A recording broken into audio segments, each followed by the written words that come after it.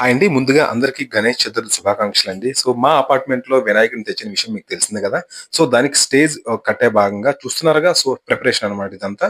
So, ముందుగా ఆ tables అన్ని మేము అరేంజ్ చేసుకున్నామండి. స్టేజ్‌కైతే రెంట్‌కైతే చాలా ఎక్కువ అమౌంట్ అవుతుందని మేమేం చేసామంటే ఐరన్ రాడ్స్ ఉంటాయి గదా! అవి తెచ్చేసి వెల్డింగ్ పెట్టామనమాట.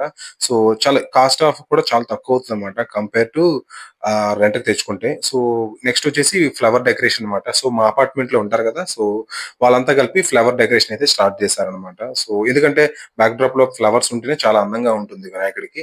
సో, అందుకోసమనే ముందు రోజుగానే కుట్టేసారనమాట ఫ్లవర్స్ అన్నీ. సో, చాలా కోఆర్డినేట్‌గా అనమాట అందరూ. సో, ఎవరు ఇబ్బంది పడకుండా అందరూ సరదాగా చేస్తున్నారనమాట ఈ ఈవెంట్. ఇప్పుడు మీరు చూస్తున్నారు గదా! వెల్డింగ్ అయిన తర్వాత సో, అలా వచ్చిందనమాట. సో, దానికి ఆల్రెడీ ఫ్లవర్స్ ఉన్నాయి గదా! సో, అవి కట్టారు.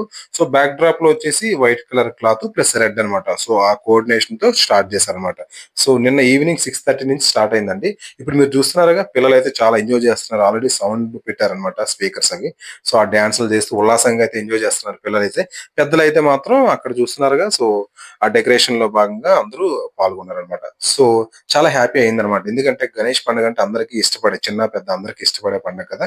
సో, కొన్ని క్లాతులైతే కుట్టాల్సొస్తే మాత్రం అక్కడే రెడీగా కుడుతున్నారనమాట. మిషన్ గూడా ఉంది. సో, పువ్వులు కూడా డెకరేషన్ చేస్తున్నారనమాట. సో, అందరూ కోఆర్డినేషన్‌తో మాత్రం సక్సెస్‌ఫుల్‌గా జరిగిందనమాట. సో, మీకు చూపిస్తాను ఫైనల్‌గా అవుట్‌పుట్ ఎలా ఉందో. పిల్లలైతే చాలా మందున్నారనమాట. సో, అందుకు హాలిడే కదా!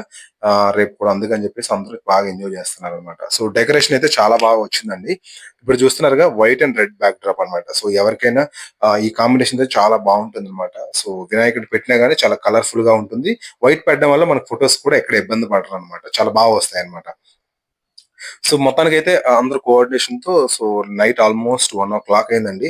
సో, ఆ ఫ్లవర్ డెకరేషన్ ప్లస్ ఇంకా సైడ్ వాల్స్ అండ్ కార్పెట్ అండి. మొత్తానికైతే ఫైనల్‌గా అవుట్‌పుట్ చూస్తే మీరే అవాక్కవుతారనమాట. అంత బాగొచ్చింది. ఇంకొంచెం లైటింగును ఇంకొంచెం ఫ్లాగ్స్ అయితే కట్టాలండి. సో, రైడింగ్ ఉంది కదా హైదరాబాద్‌లో. సో, చాలా ఇబ్బందవుతుంది. సో, దానివల్ల ఇంక పెట్టలేదనమాట.